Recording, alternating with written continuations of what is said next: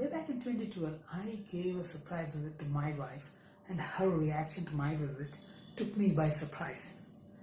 I was lucky enough to capture that moment, and that video on YouTube has now been viewed nearly 3.5 million times. Crazy, I know. So I thought, why not create a video where I highlight some of the key things that you can take care of if you want to give a similar surprise to someone you love. So in this video, out of the many things that you need to take care of, I'm going to highlight 5 things that are really important and might help you pull off a really good surprise. So let's get started and go through each of them one by one.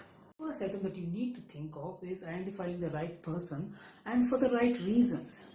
If you look at the effort that we put in terms of coming up with a good surprise visit, the effort involved to come up with a plan, getting the people who are needed to support, the resources that are needed in terms of your own holidays, flight tickets, and anything else that you need to spend money on, it is a lot of effort. And what you are actually getting in return is not anything in monetary sense. The only thing that you will get is that unfiltered joy or pleasure in the person's face to whom you are giving that surprise. But if that person doesn't react the way you expect them to, you might be tad disappointed. To avoid disappointment and to have that maximum joy in the face of the person, you need to think of 3 criteria. The first factor to consider is how desperate or how much desire they have in order to meet you. So they should have really high desire for you to consider giving a surprise to them. The second factor is they should have really low expectation of meeting you. This could be because they have met you recently in the past, or it could be because one or both of you are really busy in lives or be located far off from each other. Whatever be the reason, they should have really low expectation of meeting you. And the third, you have to identify a person who is expressive in nature. The first 2 factors are important, but third one is also important because a person who is more expressive tend to show more joy as compared to those who are not so expressive. So consider these 3 factors when you're identifying your ideal candidate for giving a surprise. Important item for you to consider is to have a detailed plan in place. Surprise visits is one thing where you are not taking everybody into account. You are keeping your whole exercise as discreet as possible. Obviously, you'll have few people who are aware of it, but not a lot of people, and hence you need to have every single item that you need to do listed down so that you don't miss out on anything, because it's easy to miss because you're going to make a lot of assumptions about a lot of things, and having those things on a piece of paper is critical. So ensure that you do a brain dump of every single item and visit and revisit them at different points in time to make sure that it is as accurate as possible. So that is the second item that you need to consider. The item is to have 2 critical buddies who can help you out in the whole exercise. The first person is the one who will review your plan. The person will go through every single item and tell you where the mistakes are, where some of the gaps are, or some of the things that you haven't considered, so that your plan becomes more robust and hence less prone to issues later on. The second person is the one who will track the person who you're giving surprise to. This would normally be the person who will be residing in the same house, or someone who is close by, or someone who the person you're giving a surprise to knows very well and interact on a regular basis. This person will ensure that your plan doesn't get derailed because of the surprises that will be thrown at you regardless of how good your plan is, because plans change, people decide on new things, and you need to be informed about all those changes so that you can adapt to those changes and still pull off a great surprise. These 2 people I spoke about could still be the same person, but you need 2 different activities to be done by somebody else so that your surprise is still a great one. Number 4 to consider is communication.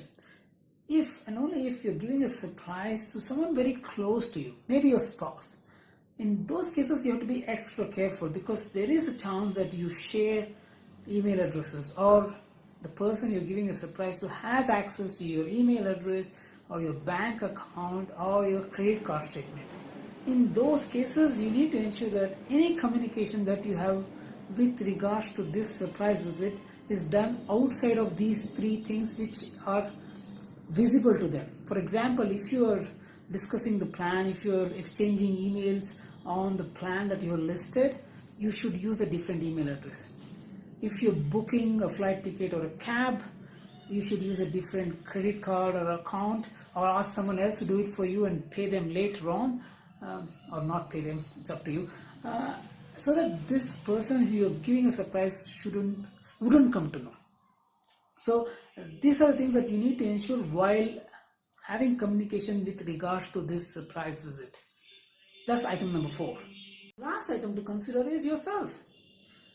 When you're trying to give a surprise, you might be taking on risks, and one risk you should not do is to lose your health.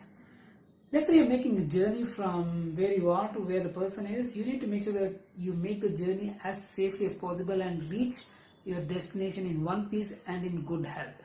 This becomes really important if you're making a long distance travel or international travel. There is that slight chance that you might fall sick, which you must avoid at all costs. So you must ensure that you hydrate yourself well, take care of your health, and you probably carry some emergency medication if at all it's needed.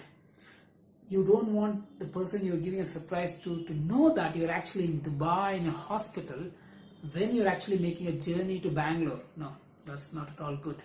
You want to give a good surprise but not want to shock them. There's a huge difference between giving a surprise and giving a shock. So take care of yourself, which is critical, and that is item number 5.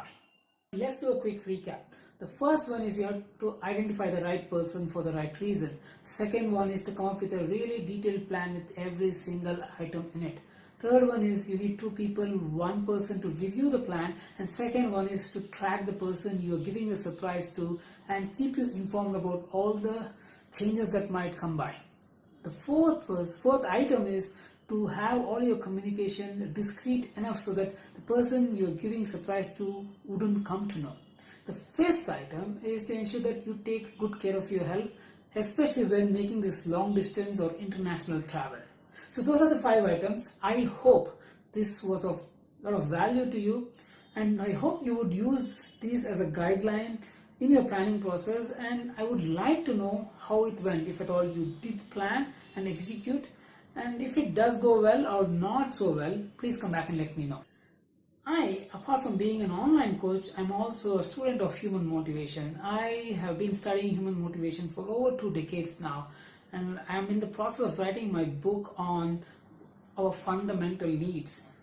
So I come up with new insights, and I intend to create more and more videos with regards to this, which I think will be of value to you.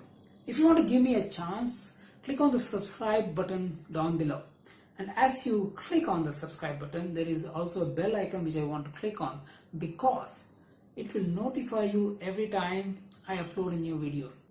Well, that's pretty much it for this particular episode. Until next time, take good care of yourself. See you. Bye.